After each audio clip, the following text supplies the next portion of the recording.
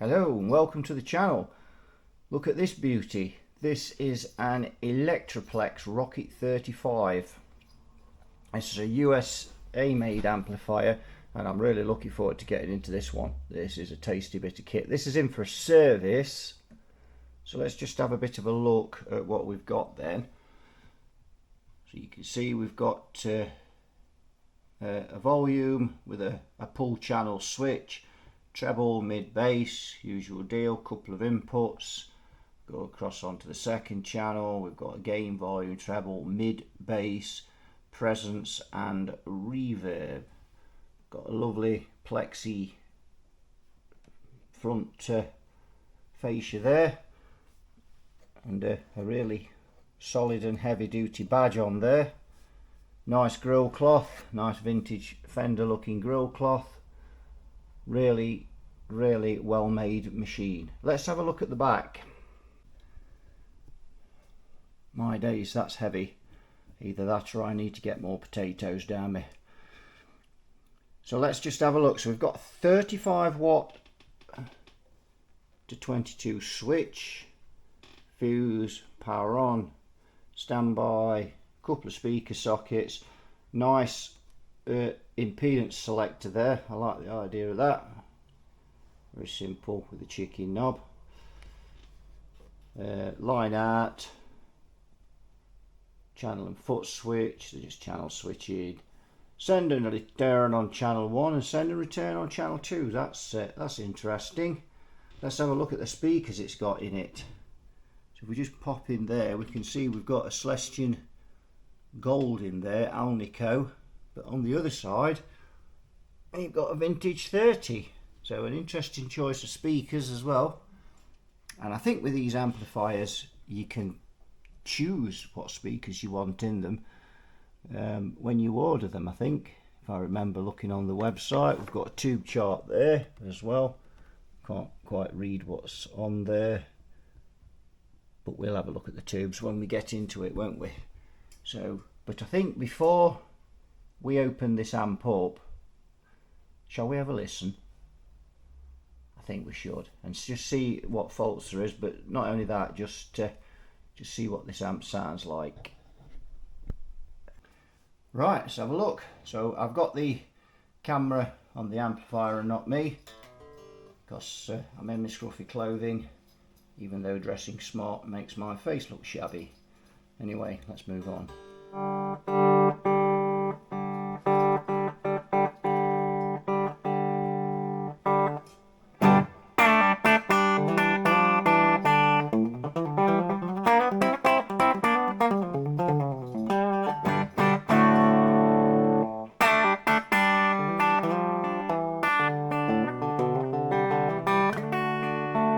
Now I looked for a schematic for this amp online and somebody's drawn out the 50 watt version, or at least the preamp stage of it, and it said on that drawing that to the output stage, which is very Fender like, or it just said something about the same as a Fender, so I didn't say which Fender, I don't think, I can't remember.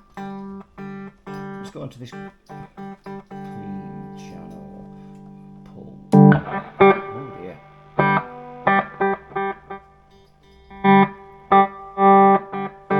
So this amp doesn't have a master volume.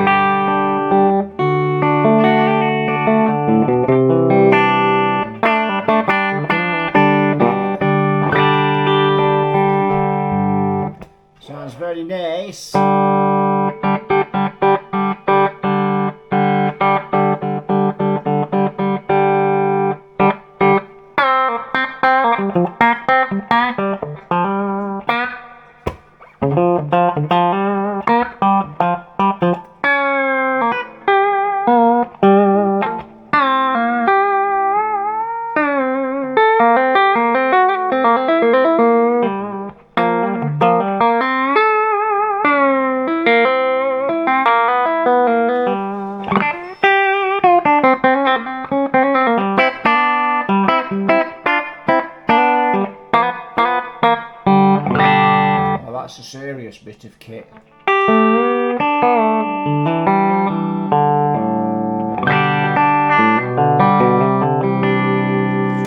Let's try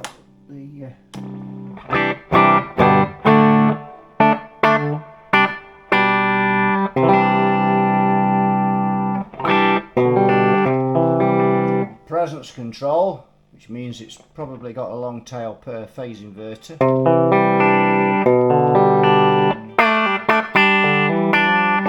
It's a really thick and rich sound.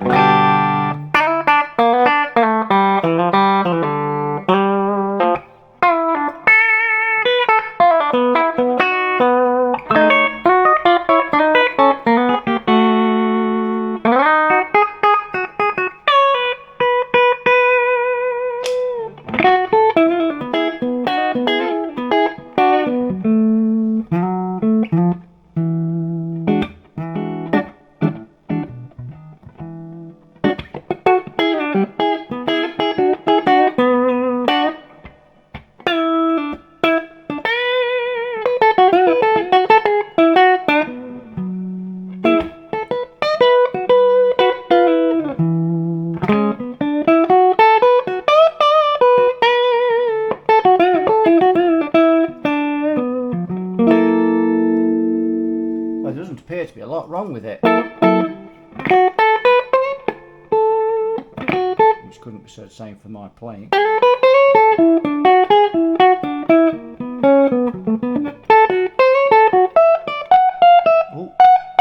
Oh, what's that?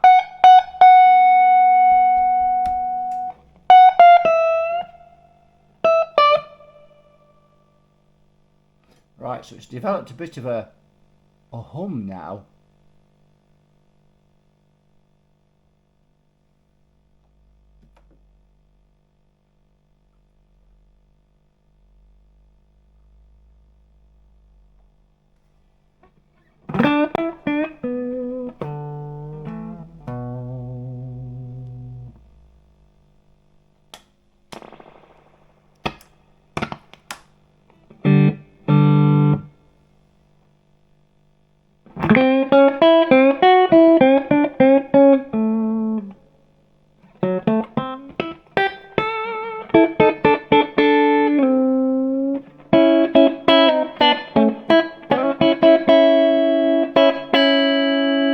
That's a beautiful sound. We have kind of just now all the volumes are turned down. So it just appears to be on that channel when we pull. I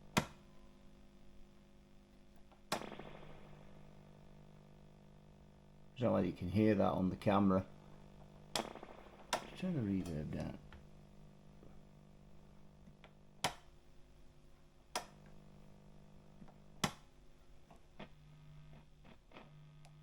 A bit of a scratchy pot, but nothing.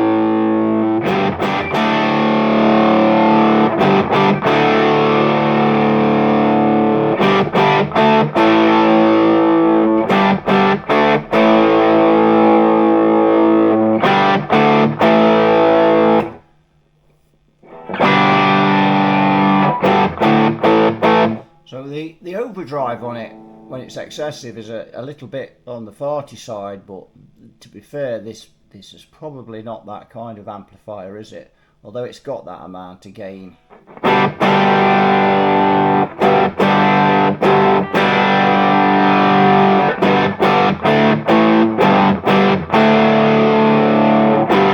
Kind of that feeling you want to take all the bass out.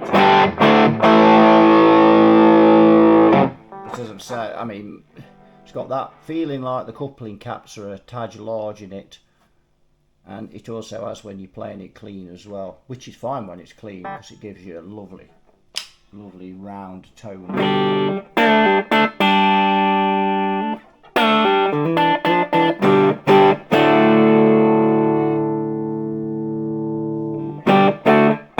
wonder if that switches on the back, which switch setting that switches on the back. Let's have a look. It's on the 22. Let's put it on the 35. See where we get with that.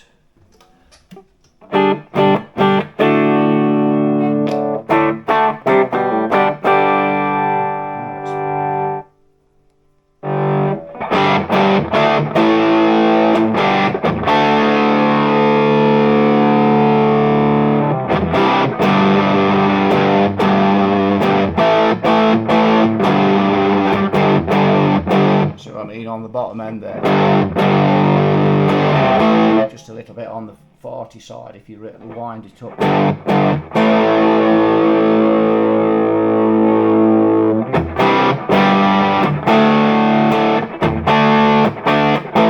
But then again, I've got a feeling there's something not right with this, because that's like halfway up now and this is 35 watts. And that should be blowing the windows out.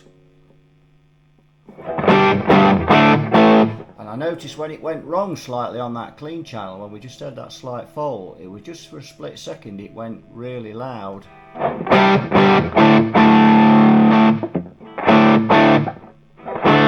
mean, that's halfway up, and that's about as loud as a Fender Champ. So something's not right there straight away. So maybe that, to be fair to this amp then, maybe there's a fault on this amp and that distortion is sounding like that for a reason. Something not right there. And that's halfway up on that channel. I can talk over that, so almost. So that's not right. Let's pull this out. Look at this channel, loads louder, and that's the gain channel. That's the one with, you know, the most gain. So there's something wrong with that channel. You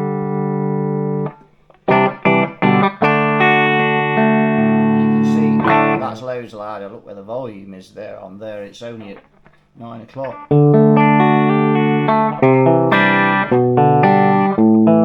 Listen to the attack when up.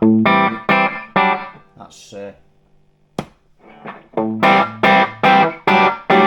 something is wrong with that channel. I get the feeling. So that's the first fault we need to look for. See if there's amongst, you know, just checking the components and things.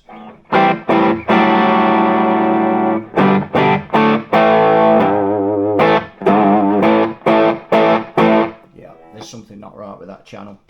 Right, what we'll do is we'll get it out the case and get the chassis on the bench, I think. Right, so I've opened this amp up, and before I'll just go in there, but before we do, let's just pull the camera back a bit and have a look. So this is a big surprise for me, because this is a PC board extravaganza. And I expected this amp to be hand wired. These amps aren't cheap to buy. Someone's also been in here, and there's some very sketchy work. So the first thing I noticed when I opened this is the bird poo soldering on these preamp sockets here. And if we just go in a bit closer and have a look there, just tilt the camera there, and we go down and you can see that the soldering on those is pretty atrocious. So someone's been in here soldering dry joints and created more dry joints, or certainly cold solders. That's just atrocious. Look at that one there. My days. That is atrocious. And there as well, this flux, and what's all over the nuts? I don't know what that is.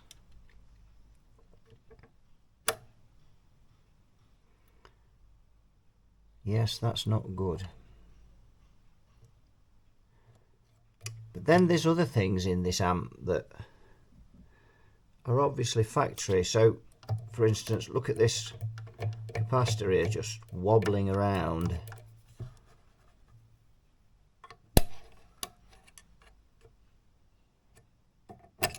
And then these here, I don't quite know. Now, I don't know whether that's factory or not, or whether somebody's been modding it, but those,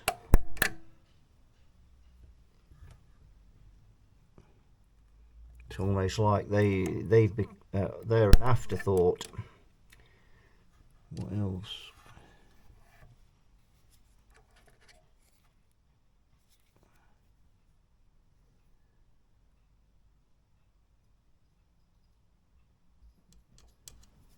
Just looking now.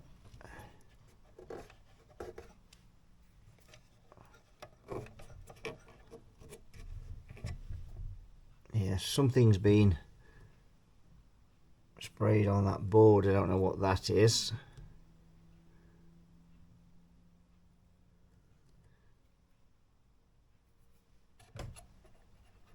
Again, look at these. You know, if this amp is extremely heavy, it's going to be gigged. These really need to, you know, they really need some glue around them. But the thing, if we move along and look at these, this is really bizarre. Now look at these, and they're covered in oil. You can see, I don't know what's been on there, but just look at how these are mounted on here.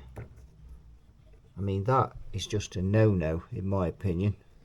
Tell me what you think in the comments. Gooden, you'll no doubt have something to say about those.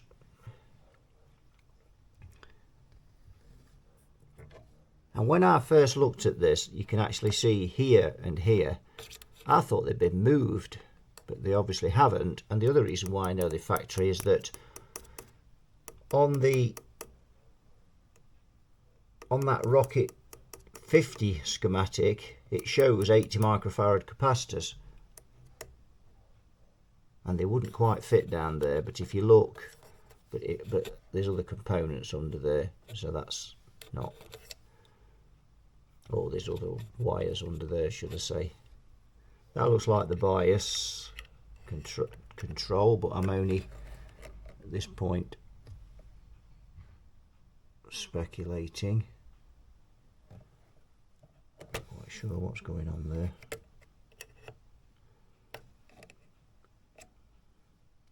I was actually hoping to trace this amp out somewhat, but I'm afraid, looking at this PC board, that might be considerably more difficult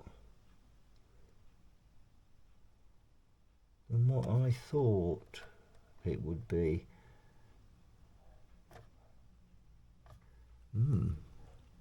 Now if we look at the tube sockets here, so if we just come back with the camera and then we look here, you can see they've been sprayed with oil on there by the look of it. Something's been sprayed in this amp, I don't know what it is, and it's all over the chassis. It's just, words fail me. So yeah, but those tube sockets are covered in something. You can see they are. I don't know quite what it is, but it's something.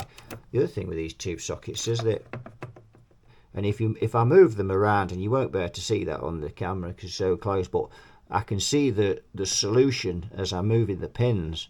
I can see the solution all girdling away in there. And these sockets, look how loose the pins are in there.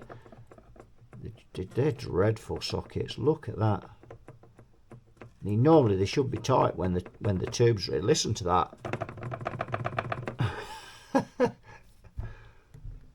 Wow.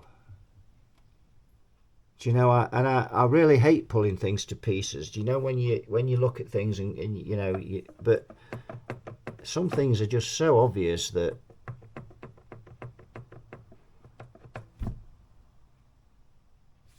you can see that moving around, you can hear it. So having plugged this amp in and listened to it and, you know, thought how good it actually sounded, and now looking inside this amp, you know, it's not what I expected it to be.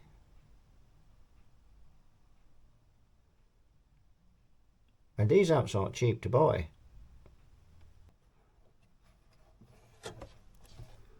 What is that there? But you can't see what I'm doing. Let me just bring this back out a little bit and into there. So I'm just looking. Has that ever been? That's never been soldered. That's never been soldered from the factory. No, definitely not. So someone's forgot that. But even all this, the solder, it's like there's hardly any solder on half of these. Surely no one's been in here modding this. That has to be factory. There's just so much of it.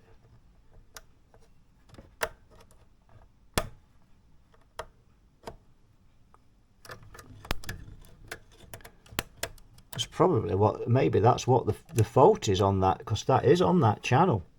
Maybe that, I don't know. But anyway, well, maybe that's never been right from when it was built.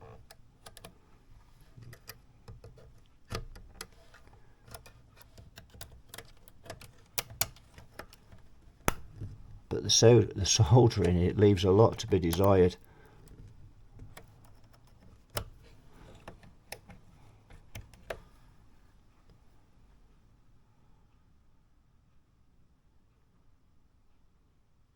There's these pots. There's such little solder on them. You can still see through the hole. It's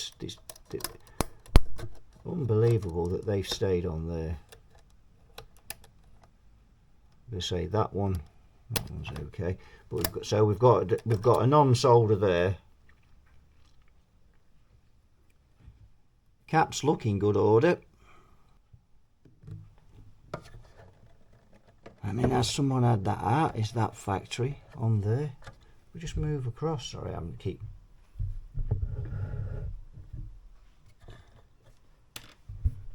Let's go in. You never get how close you can get with this camera. So look at these. How badly soldered these are. That one there, look, it's got no solder on it all on that side. A tiny blob there. Oh dear.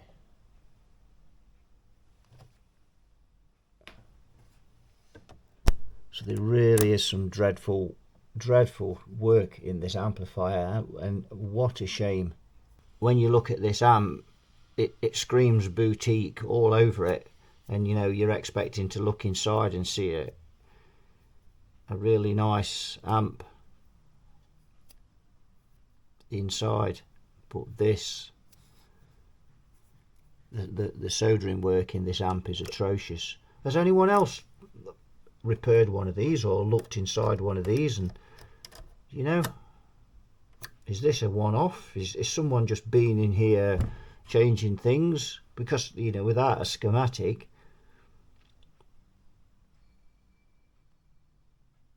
has somebody been changing the pots? Is that why this is? I can't believe that this is factory. I just can't.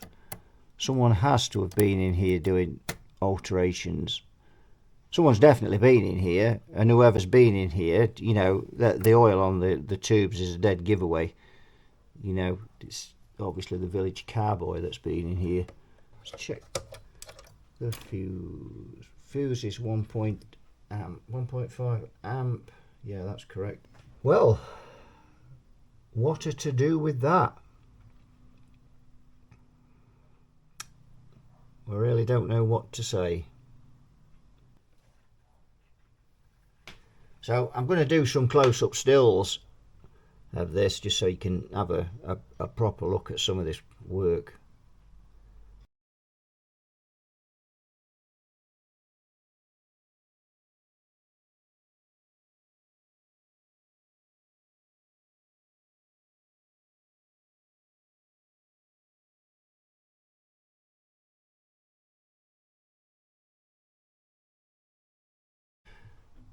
Right, so this amp is about 10 years old, I would have thought.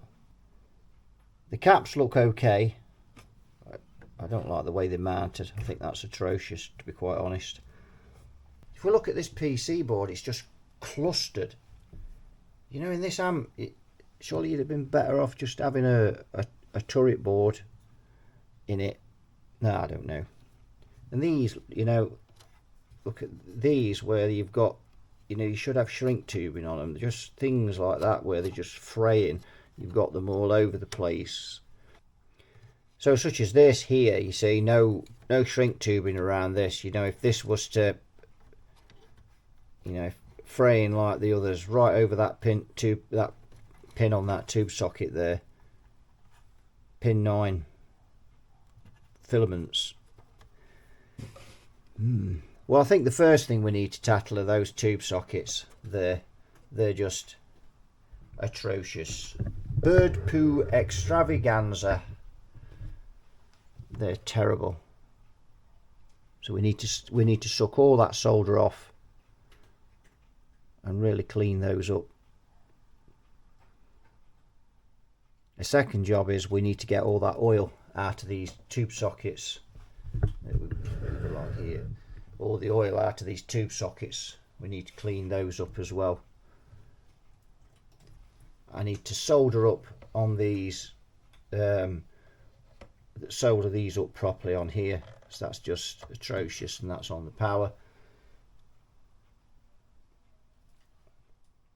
And obviously we've got that to solder up. Maybe that's what's causing the problem. I don't know. Another thing I noticed on this amp as well, the reverb's hardwired into it. So you have to take the reverb tank out to get the unplug the reverb. A couple of phono plugs that have been nice, phono sockets that have been nice. Or do you call them RCA sockets in the States? We call them phono sockets. I'm whinging a bit, aren't I? But I don't know. It's that same thing again. You know, you see a beautiful looking amp, you open it up, and it's a poo fest. I'm not impressed with that, and I don't like to criticise things, and I always try to see the good in everything, but I'm sorry, I just think that's been dreadfully designed. If you know, and if the guy that's built it's watching, then I'm sorry if that offends you, but that to me is just it's just clustered, everything just clustered into it and not thought out. This board way too small, caps just hanging off the side. It's not, you know, sort of thing you'd knock up if you were doing a prototype amp and you were, you know, constantly swapping and changing parts, and you know it was going to stay on your bench, or you were just going to use it for experiments. Fine. But right, I've got these tubes out because I've got to clean those joints up on them, on the tube sockets, and the oil again is everywhere, and it's been sprayed into these sockets, and you can see that there. So dreadful mess in there, absolutely dreadful. Where are all these amps going? Because it's, you know, who is spraying this stuff into these amps? Have they all been to the same tech? I don't get it. And these sockets are garbage, absolutely garbage. These tubes, you look, you know, just put finger on them and they're just, and this one is even worse. I think it's this one of them. Tube came out. They're just junk, basically. Although, to be fair, they're so lubricated. It's probably why the pins are loose. There's oil all over the board. It's all over the chassis. It's just everywhere. So I don't know, are all these amps going to the same place that I seem to, you know, have they been there at some time? No idea. I don't know what this stuff is. I mean, it doesn't even smell like WD-40 or anything like that. You know, that's the classic thing that they spray in. It doesn't have any odour to it. Don't know what it is. It bemoozes me. Got to look at the tubes that are in it.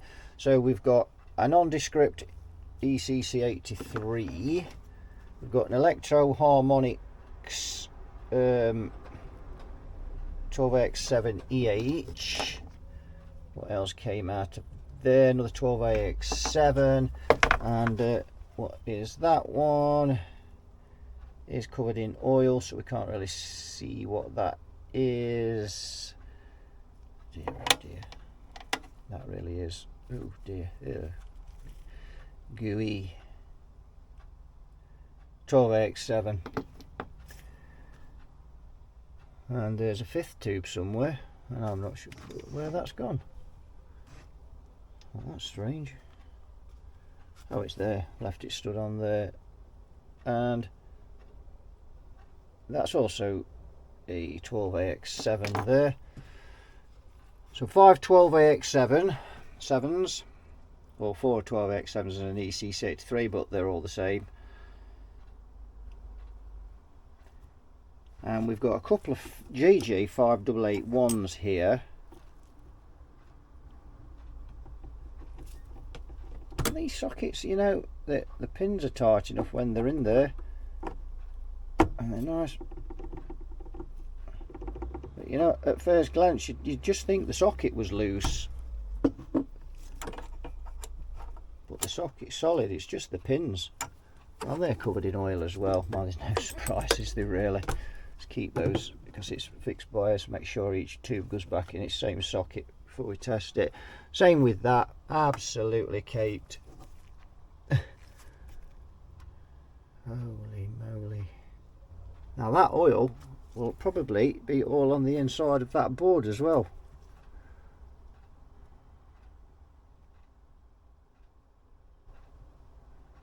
Not good. Anyway, nice transformer though, Mercury Magnetics. That's tidy, and a nice beefy output transformer there. And little reverb transformer, he's cute. So nothing's been skimped on the transformers, has it? You know, you can't get better than the old Mercuries. I don't know whether this is a Mercury or not. It has got a number on it, and can't quite see what that says. Excuse the cars, I've got the door open. So this is what I use to clean the tube sockets, and this leaves no residue at all on, you know, and it's just basically alcohol based, and it evaporates, cleans, you know, and it's just it is a contact cleaner. This, whatever's been sprayed in here leaves a residue. That residue over time just builds up. If we look at this, the pins on this tube socket, you can see that they're covered in that residue.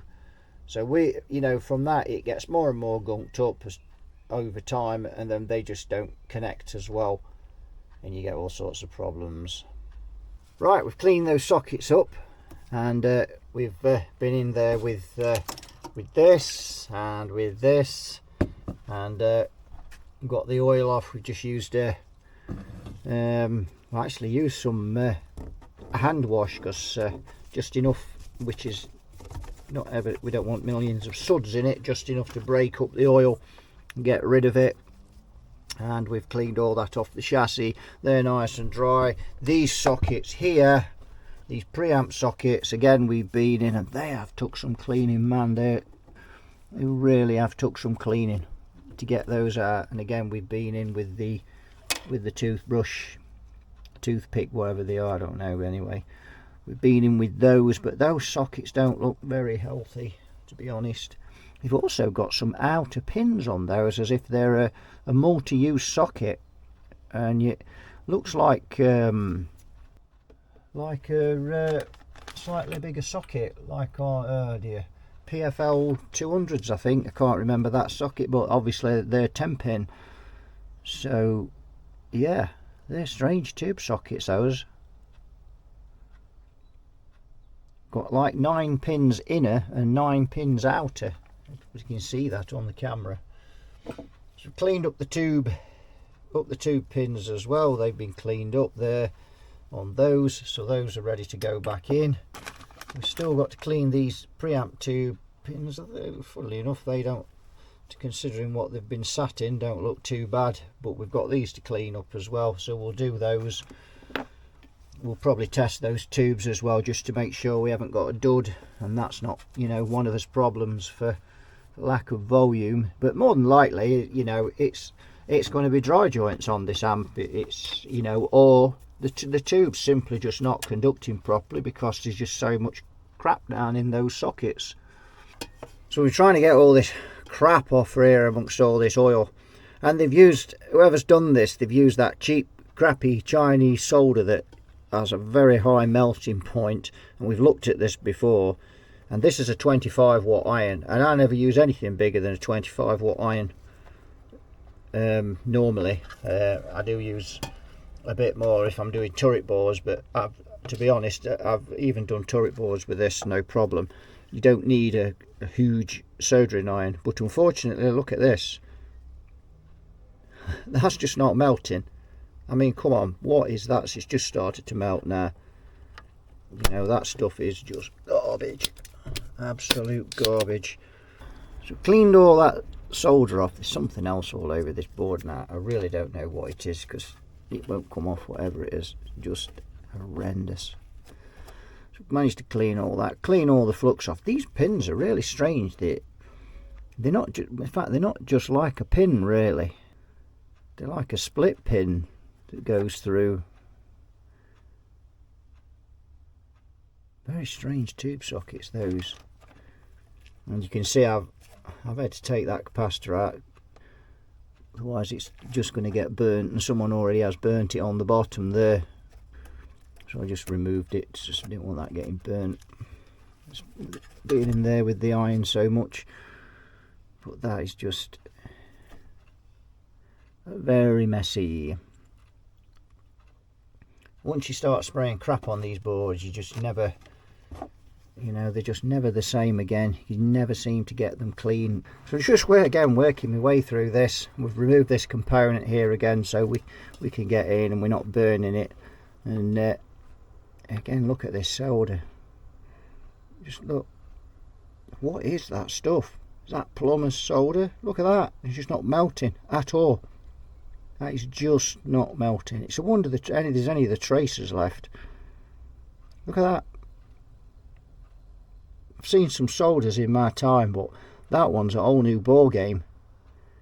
What is the melting point of that, I wonder? And there's 5 of these sockets. I've only done 1.5 of them. I'm going to be here till doomsday trying to get this stuff off. Unbelievable. Well, we've managed to get nearly all of that off. I'm starting to get the Dreyfus twitch now, like in the Inspector Clouseau films. I'm gradually going mad. It smells like tarmac as well when you're melting it. It just smells like tarmac. Unreal. So I think what I'm going to do with these now is I'm going to go around and solder them all, and then I'm going to clean them off again. And then these ones, what I'm going to do is just mix some more solder into them and just try and lower that melting point on there. It makes it easier to get off. So there'll still be slight remnants of that solder on there, so we're going to mix it in with this. So we just go round on and do a couple like this. I ain't got the extractor fan on, so I'm not doing many without it on, because this stuff stinks. And then what we do is just go over again and just keep sucking it off till we get rid of it all. And you can see now how clean that's come up. It's come up pretty much cleaner now, and we've got all the solder off. So there's a bit of a tip there. If you just you know, it takes time, but we need to get all that solder off because it's absolute garbage, and all it will do if you leave any of that on, it's just going to corrupt the solder that we put on there, and then, you know, we're looking for a joint that's going to last, and it just won't last if we leave that on. And already these joints are looking good now. There are a couple that I did, but even so, you know, we need to make sure we get all of that off. 2 down, 3 to go. I'm also going to get all the flux out from between. There's still a bit more on that one as well to get out there. So yes, fun times. Fun times indeed. I'm going to lift this capacitor, otherwise we'll be burning that with the iron as well. We also need to lift this wire here as well from there, otherwise that'll be getting burnt. While we're at it, that's the one that's got no shrink tubing over it, so that's the one we'll be putting some on because it's over that pin there, and that is pin 9. Is it pin 9? Yes, it is, on the filaments, so we don't want that going to ground, do we? We've also got to take this board out as well because there's all oil down there and I can't get in to clean that out because of the sockets. So it looks like I'm going to have to take this board out as well to clean down there. Obviously I've made a bit of a mess with the soda flakes. Normally I'd just hoover those out, but I can't leave that. That's just dire. Right, so we're almost there with these sockets now, and if we look, you can see there's still a couple of them that's not soldered up properly. That's one of them. If we look across at this one, see how it's gone a bit bird poo there. That's because some of the seagull poo solder is still in there somewhere. It's just not getting a proper solder joint there. So there's that one that I'm not happy with, that one there, see a couple, and the reason is that if you know, leaving, you can see that hasn't sealed properly, and eventually it'll just dry joint if you don't get them. You need to get them to seal properly. So that's what we just keep working away at those last little bits, but we're about there with them now. So I'm going to take this board out, clean up all the mess down here that's stuck in the oil and all the flakes of soda and stuff that's come out of the soda sucker.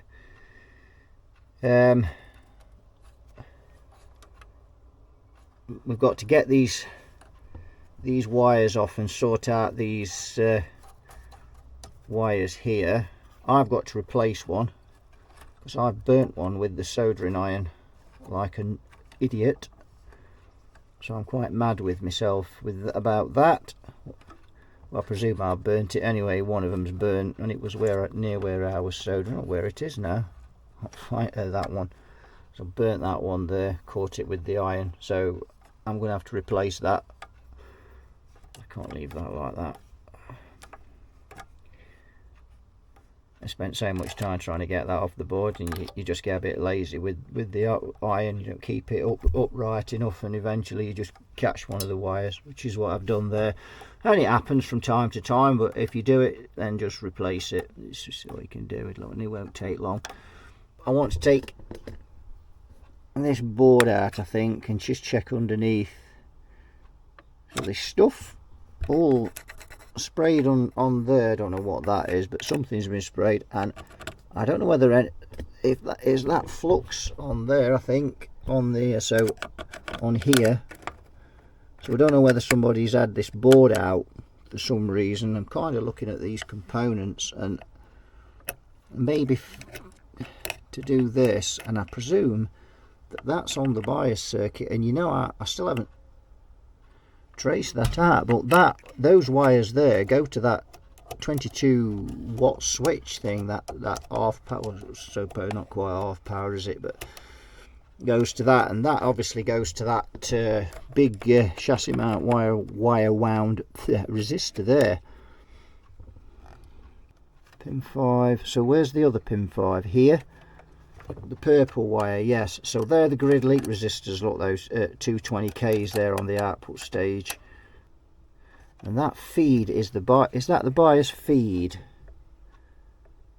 So that's going back to the bias. But this, so this here, where there's all this gunge, yeah, that's the bias resistor. That's the diode for the bias, which comes down here.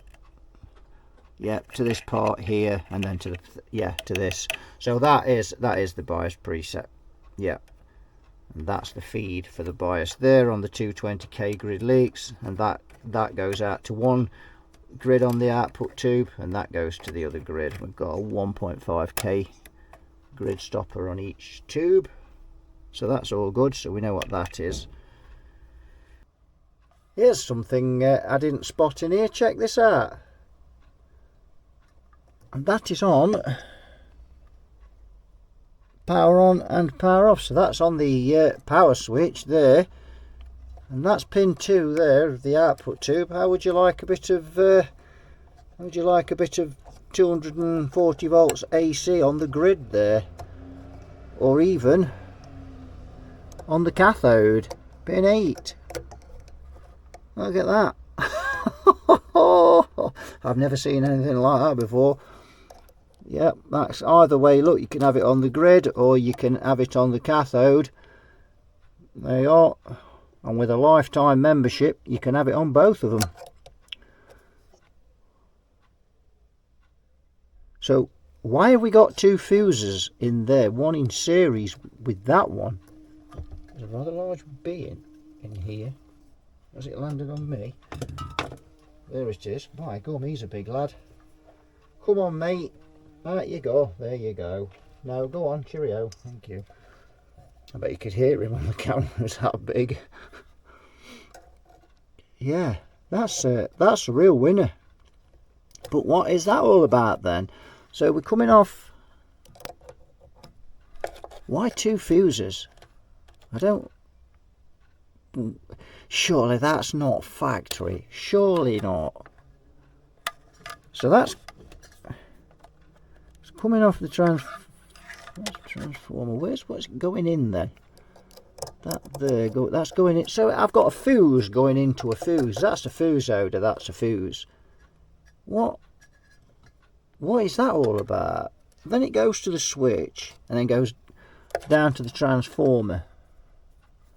So we've got mains coming in here, power coming in, and then we've got, sorry, get that bulb out of the camera, sorry. We've got power coming in, then we've got a fuse, and then we've got a fuse, and then we've got the switch there.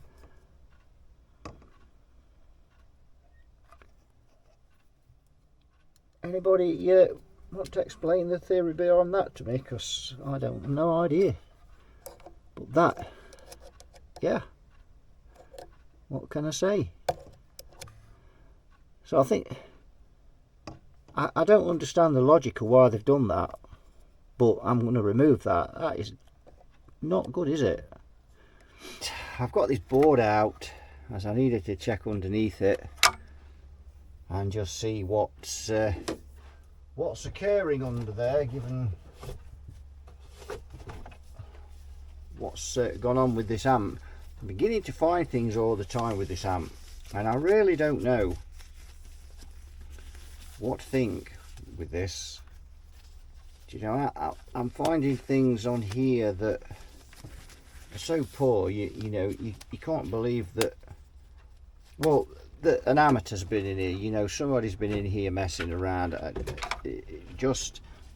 but then I'm kind of looking at things and thinking, well, that looks factory to me, and I don't know where we are with this at the minute, but I'm just, at the moment, and you can see in the bottom of here where we had to use the soda sucker quite intensely on these sockets. You can see that there's some flakes of soda, and I've had the Hoover in here, but of course they've they've stuck onto the substance that's been sprayed into this amp, whatever it is. So we've got to get in there and clean that out. And of course, if the substance on the top of the board, then is the substance on the bottom, and we may have to disconnect yet more wires. We would have disconnected the reverb, so we may have to disconnect more wires. Those two wires there, I think they are filaments, those two there, because in fact they're the only two now that are stopping us getting this board up. So I think we'll have those out.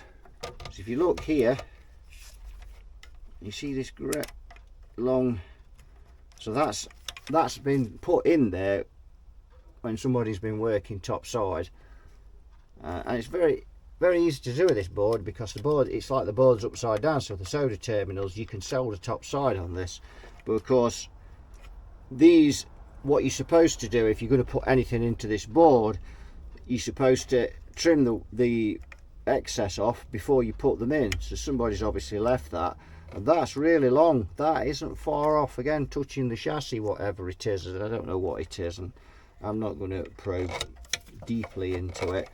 So I just want to look under here and see just how much, you know, how much stuff on here. And although we've cleaned those sockets in the top and whatever, you can still see all the gunk. You know, if you look down the sides of them, you can still see all the gunk in there as well. Yes. So that, and if we tilt it back, and you might not be able to see, but it looks very much to me like that stuff is all over the bottom of the board as well as the top, because you can see it's all stained there.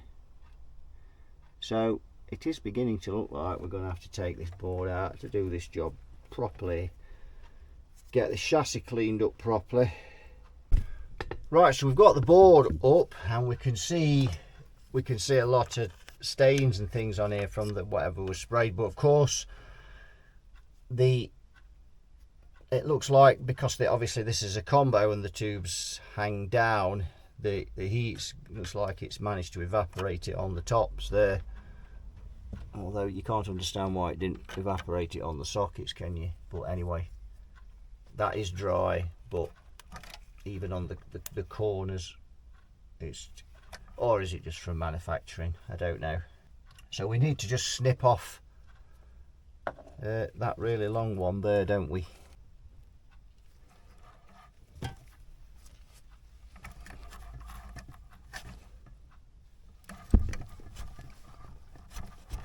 Yep, so this stuff is obviously still down the sides of the sockets and the pins here. So with let's just have a look at those sockets now. They're very glossy looking things. They're very strange sockets. Just have a look at those now. Now we've got them out. They're really weird, aren't they? Really strange sockets, those. Let me get some more light over there. Look at those. Never seen anything. You see the outer, it's like the outer pin, as if they're a multi-pin socket. You know, you can use multi-valve socket, sorry. You can use two types of tube in there. Very strange. Look down inside.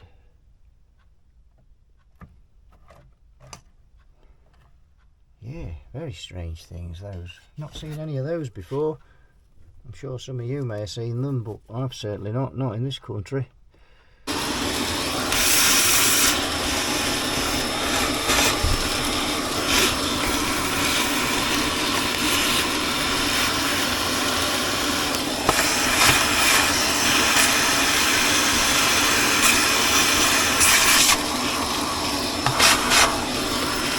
I've got the board back on its stanchions, but we need some spring washers because the others are flat that came off there, so just put four new ones of those on. We need to solder these wires back on here for the reverb. We need to put the sockets in the back.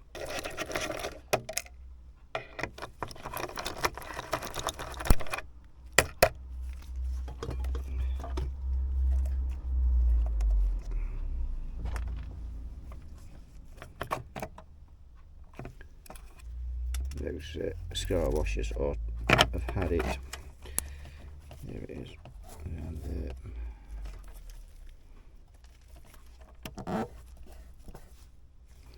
there's some more of yeah, needed to make sure that's clean under there. There's a few flakes which we need to get up. Let's just look at this board underneath, covered in flux. But now this amp doesn't really need recap. Just lift that up a bit, sorry. So this amp really doesn't need recapping. I mean, it, you know, it's been made any time between, I suppose, 2012 and it's probably not long before it needs a recap, maybe another 5 years or so. But they look all right. The amp's silent when you plug it in. I don't see any issues with those.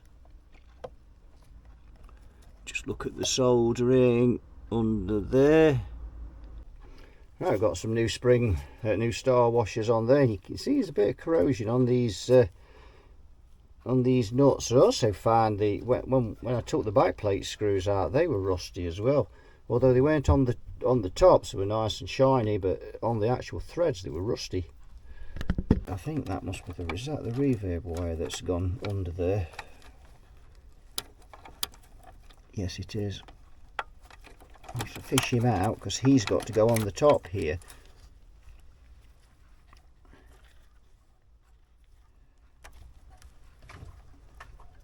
You can see they've actually done this one to a fashion.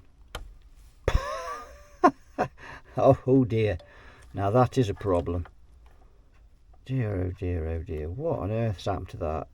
Why on earth? That's just hanging on with a couple of strands. Now that is a problem because that goes down into there. In fact, yes, and that is one of the reverb wires on there. So yeah, so at some point there'd have been no reverb on this amp when that finally let go, and so as somebody had the board out, been etching away at that. Oh dear, oh dear, oh dear. So we're going to have to find a way of fixing that, because otherwise we've got to take the whole lead out and put a whole new reverb lead in it. We'll worry about that later. I hate tacking cables together, but I'm going to have any choice with that one. I'm going to have to peel it back. So just having a look now what we've done. I've put the bit of shrink tubing over that because we don't want no stray strands of ground wire. Done the same on this one here. Repaired my damaged cable here. In fact, just managed to put the sleeving off a piece of screen on there, so that's all nice tidy there. We just got clipping up there, and we've got this capacitor here. You can see if we look, and he could do with a pair of trousers on him, I think, because he's a bit close to that. We could do with it being a little bit, being further down, but there's a diode on here you can probably might better make out and stuff, so we'll just keep him up a bit higher and stick some, in actual fact, you know, because I think that was laid down when I yeah, it was. So but we'll put some trousers on him anyway. There we go. Let's see, he's got a pair of yellow trousers on. Thought we'd blend him in with the rest of these coupling capacitors and things. He looks most delightful with those on, doesn't he? Right, now I turn his attention to this reverb cable, and it's looking ever more ominous because whoever stripped this back originally has cut into the wire there, and it's amazing that wasn't shorting out actually. You don't see any screen resistors, but the screen resistors, I think, are those two 470s there. They really should be on the sockets, but I think it's those two. I'm just going to do a little continuity test to make sure. So let's have a look. It's this orange wire, and yes, indeed, so they are the screen resistors there. So 470 ohms. 1k would be better. these capacitors here are shoeies. They could be from Australia, and they could be connected to Daniel Ricciardo. If you watch the F1, he's notorious for the shoey, and it looks like they've named some capacitors after him. Right, so just about got everything done on this amp now. I've repaired the reverb cable coming in here. We sorted all that out. Remember, they'd pinched that when they were cutting the Electroplex back, so there was risk of it grounding out there. And then the ground was only hanging on by a few strands and snapped, so we've repaired that. We've repaired this wire here. Got a shrink tube on there. I've also put some shrink tube on this one here, because that ground had potential to drop onto the tip of that jack socket, and it would just ground it out. Nothing dangerous, it just ground it out. It's just the caps, we've put some glue around them just to hold them in place. It's not brilliant, but at least it's better than it was. What else? We've removed the lunacy fuse and done that. We've sorted this soldering out here, and anything else. Now, there is something else I spotted in this amp that I don't like, which I am going to address, and that is these self-tapping screws right over these wires here, really sharp as razors. And in fact, that wire there is actually virtually sat on the tip of that self-tapper. Now, that looks like a plate they've put in to cover it's like a tube socket hole by the feel of it underneath. They're not looked, so we're going to have those out and put some nuts and bolts in there, because that, it's not really cricket, is it, that? So the chances of those catching on there are probably slim, but the fact is it's potential to sever the wires, so they've got to go. Do you know, I must be going blind. There's another one here as well. Of course, they must do a 100-watt version, which is why they've knocked those off, and those are the filament feeds there that are right next to that. Right, we've got this thing up on the scope, as you can see. If we flick onto the gain channel now, you can see that we seem to have a bit more output. We don't have a very nice sine wave, mind you, at times, but just have a look at where the settings are on the tone stack. But now we seem to have a lot more output, because we've now got more output than we've got on the clean channel, and that's what we should have. So it looks like all our dry joints, our double digents, and gunk in the tube sockets, or things never wired up from the factory, have solved the problem. A little bit of interference in that switch though, isn't there, when a bit of something going on. But yeah, that's clean, and that's overdrive. The gain channel there, it's going to measure. So we've got clean in the 21.4 peak to peak. Yeah, that looks about right, doesn't it? 17. So I think we may have cured that problem. So I've checked the bias on this amp, and very strange things happening with this 22-watt switch. I'm not quite sure how that switch is working at the minute, and I haven't got a schematic for this. Just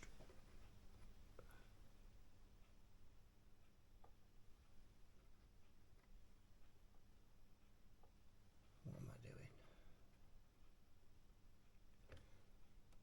That I'm turning the wrong control. That's what I'm looking for. Yeah, you see we've got some crossover distortion there. You look at the heel on the, and if you look at the heel there, you can see it's quite pronounced on both sides. Now that's no surprise, because the bias on this amp is set on, and this is the thing. This somehow, this bias, this switch, this 2236-watt switch, is working somehow in conjunction with the bias, and the switch is also wired to the cathodes. We've got those 1.1 resistors on there that are a bit high in value, and they are to do the bias with. I've checked the bias on the 36 watt setting, and these tubes are really well matched, and I've got 24 milliamps on each side. I've got 25.5 milliamps across those resistors, so they're not particularly accurate, and I don't, as I say, I don't like those resistors going across the cathode to ground where you know, I've got a different reading. I've done the shunt method and it's accurate. But here's the deal: when you put it on the 22 watt setting, which is what we're on now, the bias increases, and we've now got 29.8 milliamps on one side and 30 milliamps on the other side. So the bias on the high setting is 43% on the 36 watt. The bias on the low setting is 52%. The plate voltage only drops by 4 volts on the low setting from the high setting. We call the 22 watt low and 36 high. So I'm not quite sure how they're doing that at the minute, because normally if the bias increases, you're not going to get a less volume. The only thing they've got here, and you probably saw it on there, but there's a chassis mount resistor on this amp. It's just let me just get the handheld camera so you can see there's the resistor. So the amp's cathode biased when it goes into that 22 watt setting, and that's the cathode bypass capacitor. Of course it is. Why did I not see that before? What a plank I am, not realising that. I mean, it's not something I'd expect. We've got no schematic. It's not something I'm looking for, is it really? But I should have twigged when I saw that, but I'm getting tired. It's been a long day. So yeah, so now we've established what that is finally, after my plank moment there. It was a rather large plank moment, that was. So 14.1 on the left and 14.64 on the right. So they're a pretty good match, those tubes. So there we are. I think that's going to do it. I think I'm going to leave that bias where it is. It's pushing up to 15 watts. We've got no crossover distortion, have we, really, on the clean channel now? So I think that'll do us at that. So all we've got to do now is put it back together, put it in its cabinet, should I say, and we'll give it a run. And hopefully, I mean, it didn't, to be fair, I'll say one thing about this amp. It did sound nice when we tested it. So it should sound even better now. It's been biased a bit better. Right, there's something missing off this amplifier. It doesn't have an HT fuse, so we're going to have to fit one, because it really should have one. And it does bemuse me as to why it doesn't have one. And we're going to fit this fuse holder here, and you can see I've already filed the pins so we get a good connection on them there, and we solder them. We're going to put that plastic isolator in there and put the fuse holder on that, just for extra insulation from the chassis. And then we're going to wire it up via the HT feeds here. So I put this reverb tank, into this bag, and it's just dreadful. Because there were no cardboard base or wooden base on the bottom of the reverb tank, it's just, all it's doing is dampening off the reverb, and you could just, you can move the amp and you can hear this rubbing against it, even, gently moving the amp. It's all foam inside, and it's all just gone. That's what's come out of it. That's the foam. So it's just, the bag's had it, basically. It's just corroded away. I mean, to be fair, that has been somewhere damp by the look of it, and obviously that's affected the foam in this as well. But the bag's not great anyway, and it's just fastened on, just got screws going through it. with a bit of a washer on there, nothing. So I've just took it out of the bag. So I think what I'm going to do is mount this on some grommets. Now that's one problem when I run it up. The other problem is that after this amp had been on for a while, we started getting what sounded like a ground loop hum, but only on the gain channel. Now obviously that gain channel didn't work when we first plugged this amp in, so you know, we didn't actually get to find out, you know, how that, it didn't sound very good, and it only had, well, it hardly had any gain. Now we've got all the gain back, more problems are beginning to appear with this amp. So that is something that I should be looking at. But what I've decided to do is I'm going to sort this reverb out, and then I'm going to do the demo of this amp. And because quite frankly I've seen enough of it. I really am fed up with this now. It's, you know, this such, I could just go on forever more with it. The tube sockets, you can only use electro harmonic tubes in the preamp tube sockets. So that odd tube that we had wasn't connecting properly. The pins are slightly thicker on these electro harmonic tubes, and you can tell when you push them into those sockets. And that's cured the problem, because I found another electro harmonics tube. If you put any other tubes in, they just don't work. And how bizarre is that? So the tube sockets are junk, or they're just really worn out. And yeah, I could change those. I could just go on forever more with it. So, and obviously the customer's bill is getting bigger and bigger, you know, as we go on with this amp. So at some point we're going to have to draw a line under it. We've got this Electroplex up. We've sorted out the reverb tank, and what I've done is I've took it out of that bag, which is just all corroded away, and I've mounted it on some on a couple of grommets and rubber grommets. So now the reverb works properly, because before it was like you got your hand over the springs. So we've got the clean channel on here now going, and I have to say it sounds lovely. You know, the sound of this amp is fantastic.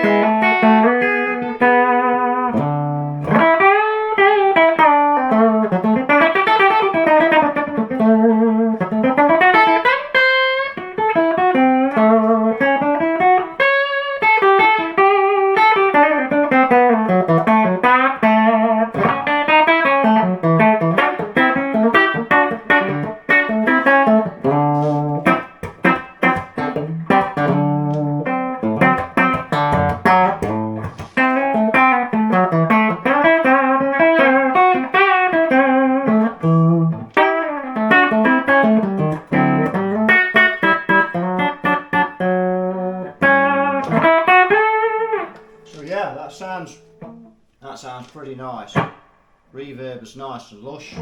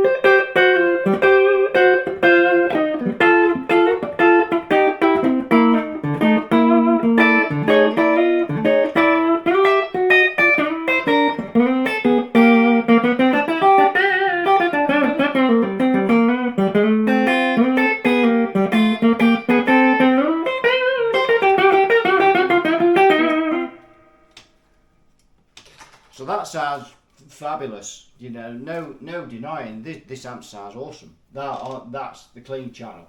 That sounds proper. The reverb's really nice now. Let's look at the overdrive channel. And immediately now you can see we have got some hum there. Now if you remember that when we first looked at this amp, this channel was really quiet, and now you can see it's really not quiet. It's monstrously loud, but unfortunately we've developed, or we seem to have got a hum from somewhere. And if we turn up the volume on the amp and the gain down there on the channel, rather, if we turn the volume on the channel, you can see, now if I turn them completely down, the amp is silent. So it's not the electrolytics, and we know that channel 1's okay anyway. It's absolutely silent now. So we're not, it's like a ground loop type of problem. Now it might be a tube. So let's listen to this channel. Let's get that overdrive up. You see this amp is monstrously loud, and it sounds like we've got a tube now. So we've got a touch of the old Thomas the Tank Engine. So this amp's got some gain, boy, it has.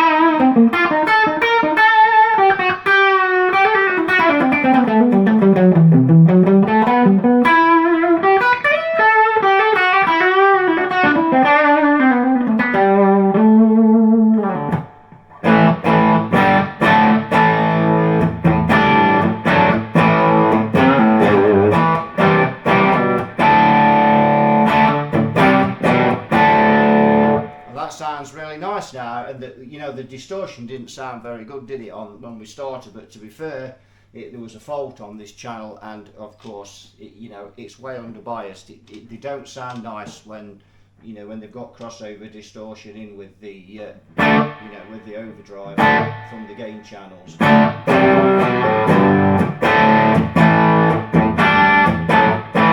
doubt if this guitar was in tune as well, but never mind.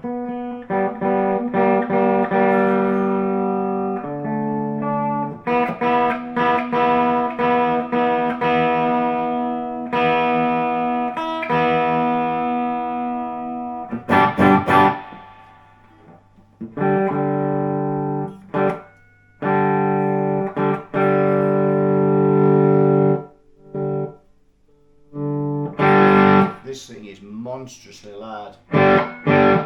This channel wasn't even as loud as a Fender Champ when we first switched this amp on. It is ballistically loud.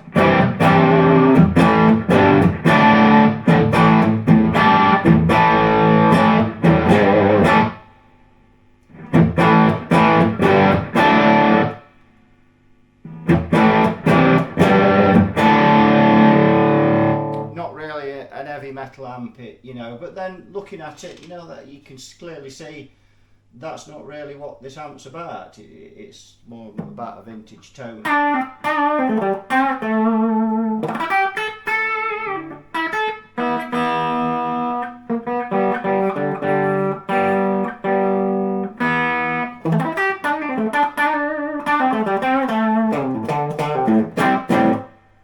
And don't sound too bad now.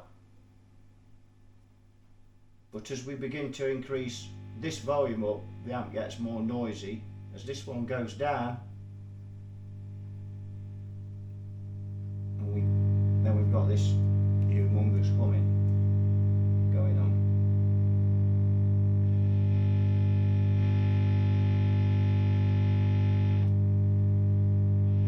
So is that a tube? It could be a preamp tube. So we you know, I need to go through those.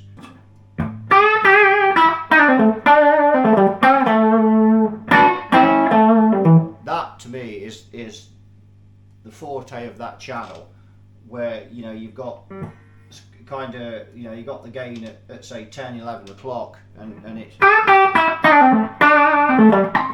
boy, that's tasty.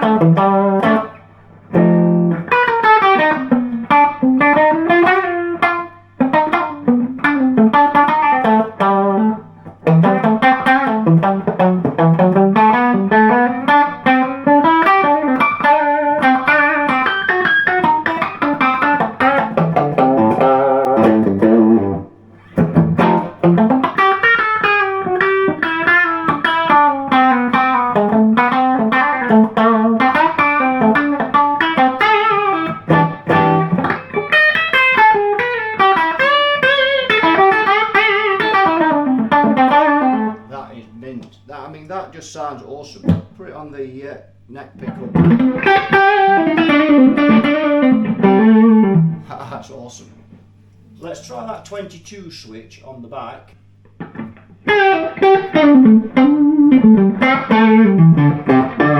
That tone is, you know, and the amp's really no quieter, is it? You know, I've dropped it, it's just into cathode bias. If anything, it's just a little bit more aggressive now than it was.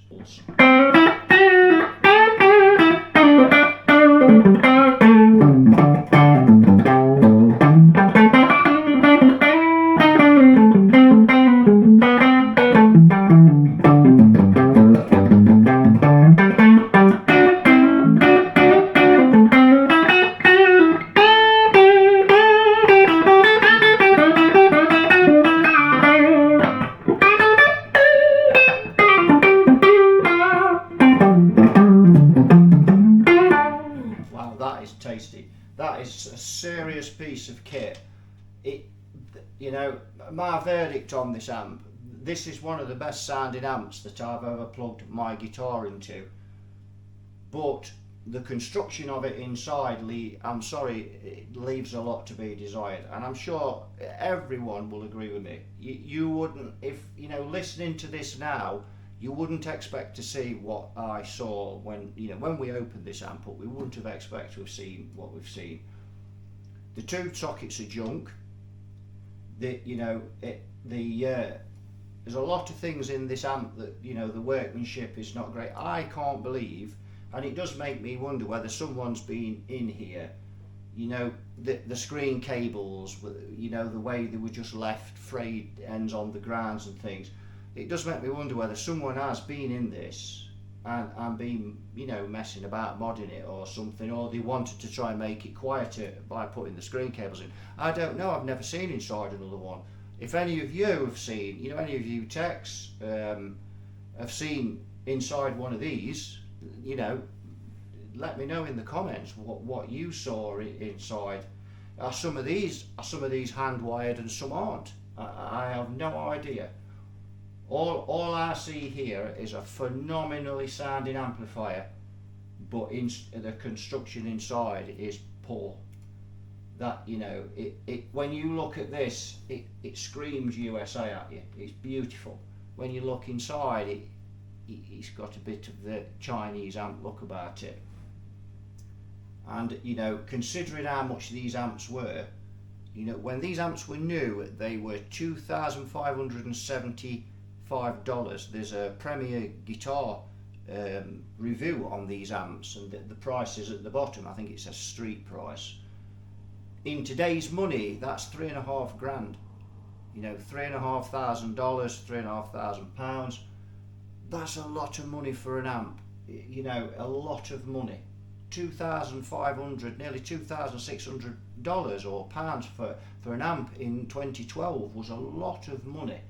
You would expect that to be, you know, hand-wired turret board in there. I would anyway. Let me know in the comments what you people think. The sound of it though, it is phenomenal. You know, I won't take anything away from this amp where the sound's concerned. This amp is the dog's danglers. You know, sound-wise, it really is a gutsy machine, and it's got a great tone to it. So I'm going to leave this one here because it's again, we've ended up with quite a long video, which we shouldn't really have ended up with, but with all the problems and things and some of the safety issues that I didn't like in this amp, and maybe some people think I'm a bit picky, but that's, you know, I've opened it up. I will do the work to the standard I think it should be done, you know, unless the customer says no, don't do that, just get it going, you know, because he wants to move it on or something. But I may do a part 2 on this depending on what's happening with the humming and everything else. I